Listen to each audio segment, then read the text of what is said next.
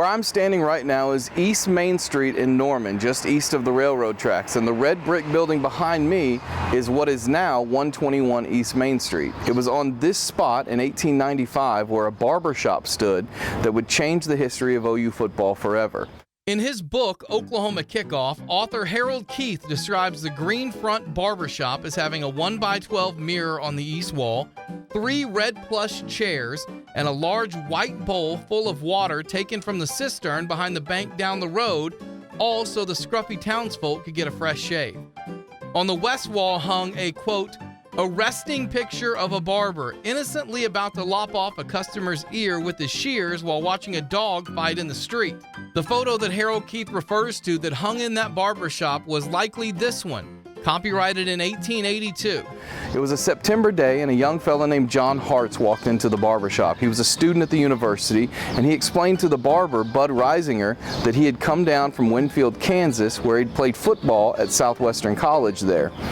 He wanted to start football in Norman, but nobody in the town really knew much about it. Even though they were intrigued, no one had even really seen the game of football before in Norman. So Barber Reisinger and John Harts came up with a plan right behind me at what is now 121 East Main Street, when John Harts uttered 6 words that would change the history of the town of Norman and the University of Oklahoma forever. Let's get up a football team. Harts and Reisinger had roughly 3 months to try to convince some men to play football, and no one in the area really knew much about the sport, so it's not like you could find someone that had played it before. Hell, some people in the area had never even seen a football, the actual football, until 1895 when John Harts came in from Kansas. There were 16 brave men and boys who've been reported to have been part of that first OU football team. Their stories are the stories of so many others from that era. Their families came from all over with the hope of securing a new life in a brave new world that had just been opened for settlers. They were rich and poor, young and old, educated and uneducated. What they all had no idea of was the monster they would create, the monster that is now Oklahoma football. So let us meet and let us find out more about that first OU football team, the team that John Harts and Bud Reisinger dreamed up in a barbershop on East Main Street in Norman. There was Jasper Clapham, 19 years old, a sturdy young fella from Nebraska. His mom and dad had immigrated from England, and Clapham grew up working on the farm. He set off on his own to Oklahoma, where he eventually got work on a farm in the Oklahoma Territory. Clapham played 6 seasons at Oklahoma. You heard me right, 6 seasons. There wasn't exactly a governing body that was keeping track of eligibility back then. According to one report, in those 6 seasons, he was only enrolled at the school for 2 semesters. At the beginning of each season, the coach would go to the farm Clapham worked at and ask him if he wanted to play. He would say yes, come to town and practice, come to town and play. He'd start it right in, then he'd go back home to the farm and shuck corn. Clapham never came off the field in any game he played in for OU, and he only missed 1 game. That was OU's trip to Austin to take on Texas in 1900. Why did Jasper miss that game? Because he had to stay home to plow. Clapham went on to live at 326 West Apache Street in Norman, which is now the parking lot for McFarland Methodist Church. He had 5 children. His 2 sons both went to OU and served in the military. His oldest son, Britt, served in World War II in Korea. His other son, Dwayne, was tragically killed in a plane crash in India while working as a test pilot in 1942 at the age of 26. As the story is told, Dwayne was experiencing engine trouble, and he faced 2 options: bail out of his plane and leave it to possibly crash near the campsite where so many of his colleagues were staying, or crash land it, sacrificing his life to save others. He chose the latter. Of course, what is now the Oklahoma Institute for Muggle Studies isn't the original house that Clapham lived in, but at 490 Elm Street, just a stone's throw away from Campus Corner and the site of the first ever Oklahoma football game, Jasper Clapham died at the age of 68 in 1944. He's buried with one of his sons, one of his daughters, and his wife, who lived to be 101 years old, at the IOOF Cemetery in Norman. Another farm boy was Joe Merkle. Merkle came from a different set of circumstances, though. He was born into a fairly wealthy family in Kansas in 1877. That means he was 18 years old when he played for the 1895 OU football team. When he was around a year old, his family moved to Junction City, Oregon. Now, I know what you're thinking, especially if you're a child of the 80s or 90s like me, but no, the Merkles did not go by wagon up the Oregon Trail. The Oregon Trail kind of phased out in 1869, so by 1878, the way to Oregon was railroad, and that's likely how the family went. It was a year later, in 1879, that the Merkles welcomed another boy into the world, a boy by the name of Fred. There are conflicting reports on whether or not Fred Merkle, who would have been 16 at the time, played on that inaugural team of 1895. But he definitely played at OU from 1896 to 99 with his brother Joe. More on Fred Merkle in a bit. The Merkles set up shop west of current-day Norman after the land run of 1889 and had one of the most prized farms in Cleveland County. When Joe was about to finish 8th grade in Norman in 1890, his father, John Merkle, realized there was no additional schooling available for his 5 children. So John and a group of friends with children around the same age formed a group called Concerned Parents, and each one contributed $50 to lobby the senators and representatives of the Oklahoma Territory to start a university in Norman. Therefore, the Merkle family was not just heavily responsible for the history of OU football, but also the history of the university itself. Besides Joe's contribution as a 5-year OU starter, he's also responsible for an Oklahoma football first.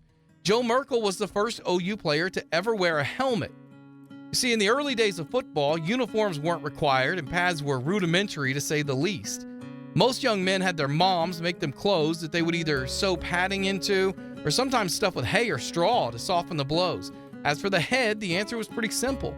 Longer hair meant more padding, so most players grew their hair out during the season, which was something I'm sure the barber, Bud Reisinger, was eager to fix once the season was over. But Joe Merkle had an idea. Joe knew a harness maker, and he commissioned him to build the first OU football helmet out of harness leather. Joe Merkle went on to live in Pawnee and then moved to Maud, where he lived the rest of his days. He's buried in Cumming Cemetery in Maud, Oklahoma. Joe had a daughter named Violet, and Violet lived to be 100 years old before passing away in 2006. According to her obituary, until her health failed late in life, Violet could be found at nearly every OU football home game. Joe's brother Fred, who I mentioned earlier, who may or may not have played on that first 1895 team, he was an ardent conservationist. Fred went on to be a forest ranger and worked in the Wichita National Forest of southwestern Oklahoma for a few years. Those years, 1911 and 12, his job was to care for the herd of 15 buffaloes that had been donated from the New York Zoological Society. Those 15 buffaloes that Fred Merkle watched over is now a thriving herd of more than 650 buffaloes in the southwest of our state. Fred went on to move to New Mexico and then Arizona, where during World War II, he helped arrange for 20 bulls from the Wichita Forest herd to be moved east of Flagstaff to help the struggling buffalo herd there. The American buffalo, which was nearly hunted to extinction, owes a lot of its survival to a former Sooner named Fred Merkle. Fred Merkle is not to be confused with New York Giants baseball player Fred Merkle, who was famously, or maybe rather infamously, responsible for a base running error which has been forever immortalized as Merkle's boner. The Oklahoma football Fred Merkle died in 1970 at the age of 91 in Scottsdale, Arizona. Even though the University of Oklahoma didn't have a baseball team until 3 years later in 1898, Bert Dunn was the first two-sport star in Sooner history. Born in 1874 in Clinton, Mississippi, Dunn lived his early years there before his family moved nearer to Norman so he could attend the university. He was thought to be the best baseball player on the Purcell Town team when he was recruited to play football at OU. Dunn only played on the 1895 team for that one game before he went on to become a successful barnstorming baseball player. By the time his baseball playing career was over, Dunn had played in 11 different states and 2 different Canadian provinces. His journey took him from Oklahoma to Texas, then Kansas, where he was a teammate with Joe Tinker, who was 1/3 of the famous Chicago Cubs double play connection of Tinker, Evers, and Chance.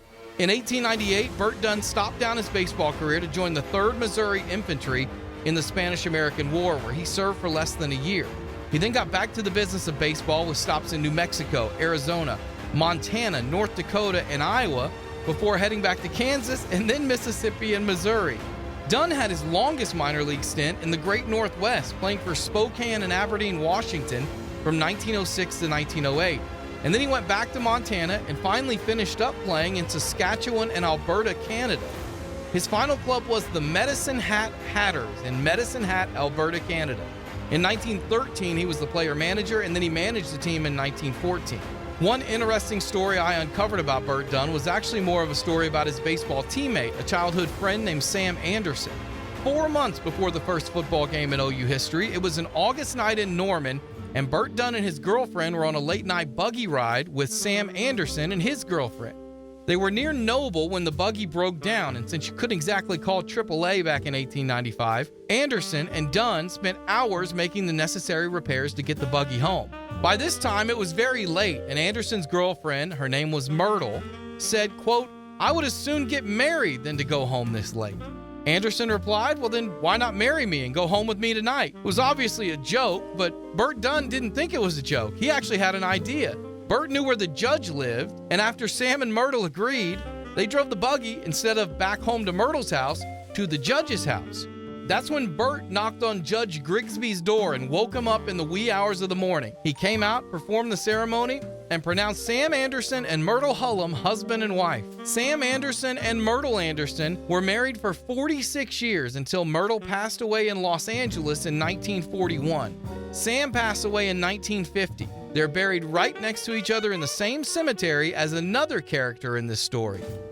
As for Bert Dunn, his life after baseball led him back to Lawton. His father, George Augustus Dunn, had a successful furniture business, a business that Bert would go on to run after his father died in 1920. Dunn ran the store for 20 years before meeting a tragic end in 1940 at the age of 65. Dunn is buried in Lawton in Highland Cemetery. His first name, B-E-R-T, is misspelled on his headstone. Bert Dunn was one of two Berts on the inaugural OU football team. The other one was Bert Long. Long was a 16-year-old Norman resident at the time of that game in 1895. Long played at OU from 1895 to 1897. After football, Bert moved to the community of Liberty, Oklahoma, which is located between present-day Norman and Newcastle. He stayed there for a few years, and he got married in 1903 and moved to Cordell, Oklahoma, where his parents lived at the time. While in Cordell, Long worked as a deputy sheriff. From Cordell, he moved to Canadian, Texas, and then back into Oklahoma, where he lived in Clinton and worked for the Stewart Lumber Company. It was while in Clinton that Long decided to enter another line of business in 1918, when he bought a pool hall, and I swear to you, I'm not making this up, from a guy named Harry Cobb.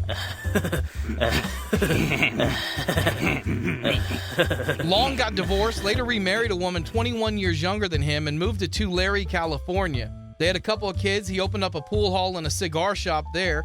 Bert sold the cigar shop in 1931, and newspaper reports at the time indicate that he planned to move back to Oklahoma. However, those plans seemed to never materialize. Long died in 1936 at the age of 56, and he's buried in Corona, California. Bernard Reuter was the first immigrant to play football at OU. Reuter was born Bernhard Arnold Karl Reuter in Germany in 1875, meaning he was 20 years old when he played football for OU. Just before his third birthday, Reuter's family immigrated from Hamburg, Germany to America, landing in New York. Reuter was a smart kid, and he had a passion for learning. To make enough money to go to school at OU, Bernard was a shoemaker, something his dad also did for a living. He went on to graduate from Baylor University, where he met his wife, and then moved to Roswell, New Mexico. In 1907, Reuter and a couple of friends became witnesses at a well-publicized murder trial. A man by the name of Mose Lewis had murdered his cousin Leland Terhune, and Reuter and a couple of his buddies were the unfortunate parties that discovered the body of Terhune in a shallow grave a few days later. Lewis was found guilty and only spared the gallows because one of the 12 jurors had mercy on his soul, according to newspaper reports. Bernard, like a few of his teammates on the 1895 team, was a passionate conservationist, and he worked painstakingly with the Acoma tribe of New Mexico to research and help preserve the Acoma Pueblo, better known as the Sky City. Helping him with that work was his daughter Tommy. Tommy went on to marry a German immigrant herself, a man by the name of Helmuth Naumer. Helmuth was a well-known artist who was famous for painting New Mexico landscapes and whose art you can still find in museums today. 17-year-old Newton Emmett Medlock was born in Texas in 1878. At age 8, Medlock's dad moved the family to Kentucky, but he missed the farm in Texas, so after 6 months, they moved back. His dad, who didn't like to stay in one place for very long, jumped at the chance to have some land in the Oklahoma Territory, and when it became available in the land run, Newt's dad purchased a plot of land outside of Norman from, you guessed it, a Sooner, who sold it to him for the price of $300. The Medlocks lived 1.5 miles from the nearest school, but Newt's dad wanted him to get an education, so they trudged the 1.5 miles one way every day. When Newt got older, the family moved closer to the town so they could be closer to the university, where Newt went to school and eventually graduated. Medlock made money during his college years by operating the telephone switchboard and by working for the State Historical Society, where he would show people around the society's one room on the OU campus. After college, Newt worked at an abstract office and sold land. Then he worked as a banker in Hobart, where he eventually became a bank owner. Medlock then moved to Nebraska, first the town of Sidney and then Omaha, to farm, and then he got into the real estate business. He later also got into the ice business. He moved to Colorado. He lived in Burlington, Denver, Pueblo, and Colorado Springs. But Newt had always dreamed about going back to a beautiful spot he had seen when he was just a boy on a train ride from Kentucky to California. On that ride in 1887, his family passed Palmer Lake, a picturesque spot between Colorado Springs and Denver. And in 1918, Newt and his wife Marie moved to Palmer Lake and purchased the Pinecrest Inn sight unseen. The property was in such a state of disrepair that the Medlocks spent $25,000 on renovations. That's 1918 money. It's roughly $450,000 in today's money. Today, it still stands as the Pinecrest Wedding and Events Center. Newt Medlock went on to become the mayor of Palmer Lake in the 20s and the 30s, and then he was elected again when he was 80 years old in 1958. He was known as the Knitting Mayor, and reports say that he was one of, if not the best, trout fishermen in the Palmer Lake area. He was the master of ceremonies for the Palmer Lake Yule Log celebration for many years, starting with its inception in 1934. It's a tradition that's still celebrated every year in Palmer Lake today. He also loved to square dance and was known as one of the best square dance callers in the state of Colorado. Newspaper reports say that Newt square danced at his 80th birthday, while his wife Marie became one of the best bridge players in the state of Colorado. Newt died in 1970, just a few days short of his 92nd birthday in Colorado Springs. One of Newt's good friends at OU was Ed Barrow. Born Josephus Edward Barrow in Grayson, Texas, Ed was 18 years old in 1895. He played 3 years from the Sooners, from 95 to 97, before leaving school to become a foreman at a ranch in Wharton, Texas. In 1901, Ed Barrow got married to a young woman named Stella. Stella Medlock was the younger sister of Newt Medlock. Ed and Stella went on to live in southwest Oklahoma, where Ed opened a few stores in Snyder and Apache. Ed died tragically young at the age of 36, leaving behind 2 sons aged 11 and 8 and a 4-year-old daughter. His wife Stella did go on to remarry, but she's buried next to her first husband, Ed Barrow, in the Granfield Memorial Cemetery in Granfield, Oklahoma. Another player from that 1895 team that died way too young was John Prickett. The pioneering Prickett family goes way back in West Virginia history. John's 3 times great-grandfather, Jacob Prickett II, was instrumental in building Prickett's Fort, which is a state park you can still visit today in Fairmont, West Virginia. 2 generations of Pricketts fought in the Revolutionary War. Both John's great-great-grandfather, Jacob Prickett III, and John's 3 times great-grandfather, Jacob Prickett II, were revolutionaries. John's father Ulysses fought for the Union in the Civil War. Prickett's brother was named Isaac Newton Prickett, but he was better known by his nickname Kirby. Kirby was the superintendent in charge of facilities at Norman. Kirby Prickett was so good at his job that when OU's first president, David Ross Boyd, moved from Norman to be the president at the University of New Mexico, he took Kirby Prickett with him to do the same job at the campus there. Not a lot is known about John Prickett other than he played 3 seasons at OU, 95, 96, and 1897. John died in 1920, just 9 days short of his 41st birthday. He's buried in Mountain View Cemetery in San Bernardino, California, next to his dad, who died the next year.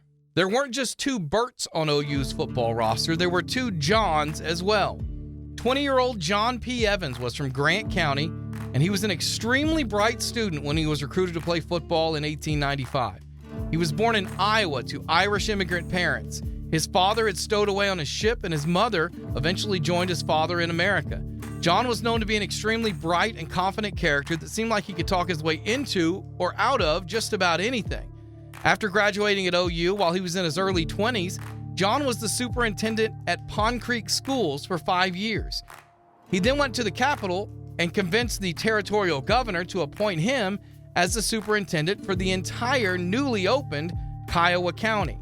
While there, he worked in Hobart, the county seat, for just a year. But according to newspaper reports, John made a lot of enemies, so many that he wasn't put up for re-election. He did, however, get married while in Hobart, and the ceremony was held at the home of the owner of the bank, a man by the name of Newt Medlock.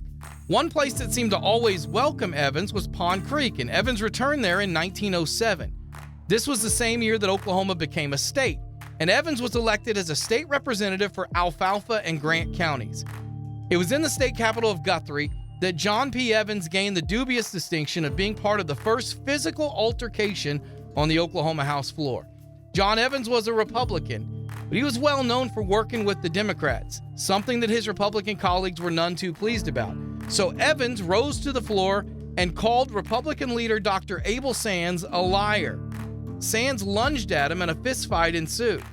After, not surprisingly, falling out with Republicans and not being re-elected, Evans moved back to Alfalfa County. He was superintendent of Byron Schools, which is a small community east of Alva. He then was appointed as a teacher at the Northeastern State Normal School, which is now NSU in Tahlequah. At that point, Evans ran for state superintendent, and maybe not surprisingly considering the enemies he had made, he was unsuccessful. He moved back to Byron, tried his hand at law, where he easily passed the bar. Again, Evans was a smart dude. He then ran afoul of the law himself in 1916. Evans was jailed in a quite public ordeal by the Alfalfa County judge for a week for contempt of court. In 1917, he faced jail time for allegedly forging the name of one of his clients who had died. Even though relatives of the dead man testified that the signature was forged, Evans was acquitted. He tried running for county attorney and lost. He then returned to, you guessed it, being a school superintendent, this time in Hugoton, Kansas. But again, Evans had a brush with the law. He tried to pass a bad check, a charge which again he was acquitted of. He tried many times to re-enter the political arena, but was never again successful after his one trip to the Oklahoma House of Representatives for their inaugural year of statehood in 1907. J.P. Evans died on March 7, 1959, one day after his 84th birthday. He's buried in the Great Bend Cemetery in Great Bend, Kansas, which is west of McPherson. Horace Sommers was 21 years old when he took the field for the Sooners. Born in 1874 in Wilson County, Tennessee, Horace was the oldest of 10 children and one of 13 graduates of the OU School of Pharmacy in 1900. He would go on to have a long and storied career as an Oklahoma pharmacist. Sommers left Norman after graduating and moved to Sumner, Oklahoma, which is between Perry and Morrison, to work as the town pharmacist. Shortly thereafter, he left to go to Kingfisher, where he married his wife, Ella. He operated a pharmacy in Lahoma, Oklahoma for about 20 years before moving to Helena, Oklahoma, where he operated another pharmacy until his retirement. Sommers was honored multiple times for his long and storied career as an Oklahoma pharmacist. When he retired in 1955, Horace Sommers held the oldest pharmacist license in the state of Oklahoma. After retirement, he moved to Perry, where he lived out the rest of his days. Sommers either knew good medicine or came from good genes, or maybe a combination of both, because he was the last surviving player from the 1895 OU football team. He died in 1971 at the age of 96. He's buried in the Enid Cemetery next to his wife Ella, who died 2 years later, also at the age of 96. They had two sons, Albert and Earl, and a daughter named Blanche. Blanche worked at the OU School of Pharmacy for 37 years herself. All three of their children graduated from OU and lived into their 90s as well. Blanche died at 91, Earl at 94, and Albert, who served in World War II, was 1 year shy of getting the old Willard Scott Smucker shout-out. He died at the age of 99. In his book, Oklahoma Kickoff, Harold Keith describes Will Short as an Indian Territory cowhand. Truthfully, Will Short has been the hardest player on the 1895 roster to find information about, but I did find two stories about a Will Short that could be, considering he was a cowhand, the Will Short in question. The first one comes from June of 1895 in Ardmore, where a ranch hand by the name of Will Short accidentally discharged a pistol that killed the son of the ranchman he was working for. The second is from April 1896, where a man named Alfred Denham and Will Short made a trip to Pottawatomie County in search of a horse that had gotten away. The story ends with a funny quip from Will Short that says he won't go back to the pot country anymore, for they take him for a woman over there, and he don't think they've got any sense. Fred Beane was the sixth of 12 children born to John and Mary Beane. Beane spent almost all of his life in Iowa, except for a short spell in Oklahoma in the late 1890s where he attended OU. For a few years after graduating from OU, Fred taught school in the Oklahoma City area. He then moved back to Iowa and got married to Jenny Gruwell in March of 1900. Fred spent 20-plus years in Iowa before moving for a short stint to Gregory, South Dakota. He moved back to Iowa, where in February of 1925, Fred died after a fall from his horse. Fred's final resting place is in Gregory, South Dakota, at the time the home of his oldest son, Harold. Harold was the oldest of 4 children that Fred left behind. It was time for the team to find an opponent, and an opponent was scheduled. The 1895 OU team only played 1 game that year, and it was against the Oklahoma City Town team. The game was scheduled for December 14, 1895.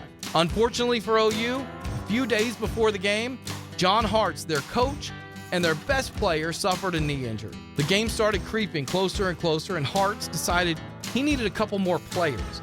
So he enlisted the help of Fred Perry and the barber Bud Reisinger himself. Fred Perry was 26 years old. He was married in 1895. It was actually quite a coup for Harts to get Perry to jump in the fray because he was one of the few people in Norman who had seen and actually played football. He did it in 1889 while he was a student at the University of Kansas. John Fred Perry was born in 1869 in Cass County, Iowa. As a kid, he lived in Iowa, Nebraska, New Mexico, and then Kansas, where he attended KU, got married in 1891 in Kansas, and then moved to Norman. While in Norman, he was head of the fire department. He operated a team of his own horses that would sprinkle the dirt streets to keep the dust down. In 1897, he sold his horses and worked as a post office clerk, something he did for a year before he found his true calling in 1898. That was the year that Perry moved to Wynnewood, where he would partner with a man named C.W. Henry. The two opened a furniture store that also specialized in plumbing and electric. Perry was a respected man in the community, where he served as an alderman in 1903. He ran for mayor once, and he was said to be a town favorite who would strike up a conversation with any local that wandered into his store. Perry worked at the furniture store until he was 72 years old in December of 1941. That's when he sold the store to his 2 sons, Henry and Lewis Perry. The 2 of them decided to focus on the plumbing and electric side of the business and sold off all the furniture. Fred Perry died 6 months after selling his store and is buried in Oak Lawn Cemetery in Wynnewood, Oklahoma. And even still today, if you need plumbing or electric work done near Wynnewood, you can call Perry Brothers Plumbing and Electric, which in some way, shape, or form has been a Wynnewood staple for 126 years. The last player on OU's football team was the barber himself, Bud Reisinger. Reisinger was born in 1865, which means he was 30 years old when he suited up for OU in 1895. He may very well still hold the distinction as the oldest OU football player ever. Bud grew up on a farm in Texas where he was the 15th of 16 kids. His parents had a penchant for naming the boys after historical figures, mostly from the South. Bud had brothers named James Madison Reisinger, John Polk Reisinger. He also had a brother named Benjamin Franklin Reisinger. Bud himself's given name was Robert E. Lee Reisinger, which is even more interesting when you consider that he was born 7 months after Confederate General Robert E. Lee surrendered in the Civil War at the courthouse in Appomattox. In the 1880 census, Bud was listed as 14, not in school, and unable to read or write. 12 years later, Bud moved to Mangum, Oklahoma, and then in 1895, he moved to Norman, where he opened up a barber shop with a man named Wallace Parker at what is now 121 East Main Street. Reisinger, like Jasper Clapham, never left Norman. He married a woman by the name of Minnie Morse, and they had 3 daughters and a son. All 4 of his kids graduated from OU, and all were educators themselves at some point. In fact, Bud Reisinger himself was elected to the Norman School Board in 1914. Reisinger's oldest daughter, Jewel, moved to Muskogee. Her son, Bud's grandson, a young man by the name of Sidney Ditmars, was killed in action in World War II. The Ditmars House, which was one of the student housing units in the now demolished Cross Center at OU, was named after Bud Reisinger's grandson. His middle daughter, Golda, moved to LA after getting married. She returned home after her husband died, and she became fascinated with an old stone mill outside of Tahlequah that dated back to the 1830s. She refurbished the mill, and it made its way onto the National Register of Historic Places in 1972. Golda's mill operated until 1983 when it was unfortunately destroyed by a fire. Bud's youngest daughter, Crystal, was a good singer, a teacher in Norman and Muskogee, where she later got married and opened up a bookstore. Bud's son, Bradford Reisinger, was brilliant as well. He actually taught classes at Norman High when he was 20 years old, and later went on to become the State American Legion president. Reisinger lived in a house at 309 East Eufaula Street from 1897 until the early 1940s. What stands there now is the parking lot for the Highland Dairy trucks. He then moved to 612 East Boyd Street, where he passed away in 1946 at the age of 80. As for OU's first coach, John Harts, to say he had an interesting life would be the understatement of the century. John was 22 at the time of the game, born in 1873 in Hartsburg, Illinois. John Harts, Hartsburg, Illinois. You'd be right to think there was some sort of connection. The town was named after his uncle David Harts. John moved with his family to the Wichita area as a young boy, where he was always passionate about sports and speaking. He was a good athlete, but he might have been an even better orator. John won multiple oratory competitions as a college student at Winfield, Kansas, which is now present-day Southwestern College. He also learned football there and played right field on the town baseball team. Harts was an adventurer, and his next adventure after Winfield, Kansas led him on a trip to the new university in Norman, Oklahoma to study elocution. If you're like me and don't know what elocution is, it's just a fancy way of saying that he wanted to be a better public speaker. I'm sure Harts used many of those oratory skills to convince 15 other guys to join him on that cold December day. I'm standing near the corner of Boyd and Elm Streets here in Norman on the northwest side of the OU campus, and behind me is the Fred Jones Jr. Museum of Art. Where that building is now used to just be a field, and that's where the first ever football game in OU history was played, right behind me on that field. The field was in rough shape. It was anything but a piece of art behind me. In fact, it was filled with buffalo wallows, which is exactly what it sounds like. It's where a big old buffalo gets on the ground and wallows around and makes a big depression in the dirt. So, the night before the game, Jasper Clapham and Joe Merkle brought out dirt to fill in the buffalo wallows to make the field as level as they could. It also had no boundary, so a single wire fence was put up for the game in December of 1895. Fans came out in droves. The local papers say tickets were 25 cents, which is about $10 in today's money. The townsfolk were eager to see a good game. They thought OU had a chance against the Oklahoma City Town team. Boy, were they wrong. The game itself, well, it wasn't even close. The Oklahoma City Town team had played a few games already, and even though Norman and Oklahoma City don't seem far away in 2024, the Oklahoma Cityans had much more of a grasp of how the game was played and had much better resources than the OU team did. OU's team literally had one football to practice with. They also only had enough uniforms for the players on the field. So when a player had to be subbed off, he had to take his uniform off and give it to the sub. After a few of OU's players went down with injuries, some of the Oklahoma City Town team subs played for OU to help them finish out the game. A guy by the name of Charlie Reynolds was a spectator at the game. He had played at Friends University in Kansas, and he came out of the crowd to play the second half for OU. OU lost the game 34-0. The Sooners didn't make a single first down. Harts would later say that he remembered the score to be 64-0. Either way, it was a thorough beatdown. The one good moment for OU in the game was on the opening kickoff, when two-sport star Bert Dunn returned it 50 yards. Dunn got dragged to the turf. He was upset at how rough the play was, so he got up and he threw the ball at the Oklahoma City team, which according to the rules of the 1895 game, gave possession to Oklahoma City. After the game, the team walked back to Reisinger's barbershop to tend to their wounds. They were bruised, battered, probably had a couple beers. They were most excited to learn more and play again. Jasper Clapham went back to the farm. He said he was too sore to do the chores that night, but he sure did get a good night's sleep. As for OU's first coach, John Harts, it was on to the next adventure. Harts left OU after 1 year, even though President Boyd wanted him to come back and coach the team in 1896. His next adventure was prospecting for gold in the Arctic. After his Arctic expedition, Harts went on to work as a cowhand in the Black Hills. He worked on the railroads. He was a city commissioner back in Wichita, Kansas, where he'd grown up. He worked as a teacher, a surveyor, and then as a farmer. Finally, he and his wife moved to LA, where he worked for decades at a seed company. Like his teammates Fred Merkle and Bernard Reuter, John Harts was also a conservationist in his later years. He wanted to save the trees. At the time, a fledgling organization called the American Green Cross was taking off and getting a lot of support from another fledgling organization, the Hollywood film industry.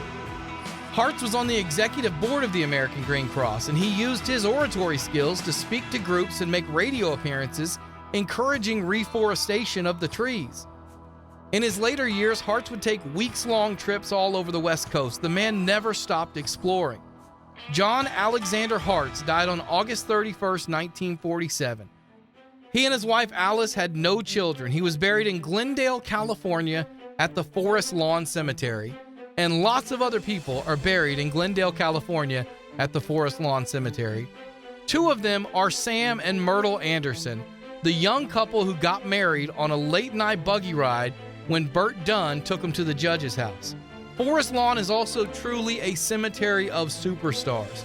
People buried there include Michael Jackson, Humphrey Bogart, Walt Disney, Paul Walker, Carrie Fisher, Elizabeth Taylor, Jimmy Stewart, Clark Gable, Betty Davis, and I'm just getting started on the list. Also memorialized at Forest Lawn Cemetery is Will Rogers, the Oklahoman who was killed in Barrow, Alaska in 1935, a place where in the late 1800s, John Harts was prospecting for gold and working on a whaling ship right near where Will Rogers' plane crashed.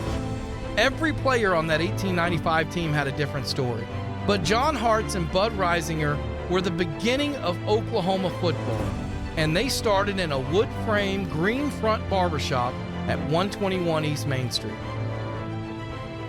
So the next time you're in Norman for an OU football game, or you just come to visit, carve out some time to pay some respects to one of the first stars in OU football history. At the corner of Porter and Rock Creek Road is where I stand right now at the IOOF Cemetery. And this is the final resting place of Jasper Clapham, who played at OU for 6 years, the farm boy who didn't want to give up shucking corn to make a trip to go play at Texas. But there's one more stop to make when you're at this cemetery to pay your respects to the genesis of OU football.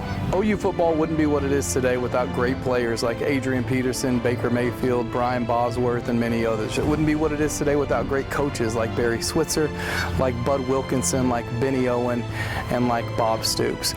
But it wouldn't be anything if it weren't for the first Bud in OU history. The beginning of OU football lies right here, just a short walk away from Jasper Clapham, his teammate's grave in Norman, Oklahoma.